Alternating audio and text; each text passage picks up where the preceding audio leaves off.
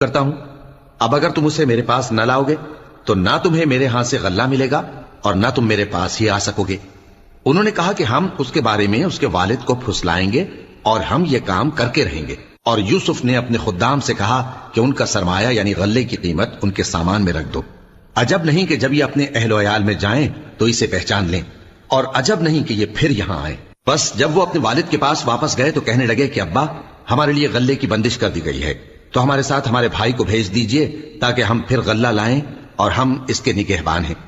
یعقوب نے کہا کہ میں اس کے بارے میں تمہارا اعتبار نہیں کرتا، مگر ویسا ہی جیسا پہلے اس کے بھائی کے بارے میں کیا تھا، سو اللہ ہی بہتر نگہبان ہے اور وہ سب سے زیادہ رحم کرنے والا ہے۔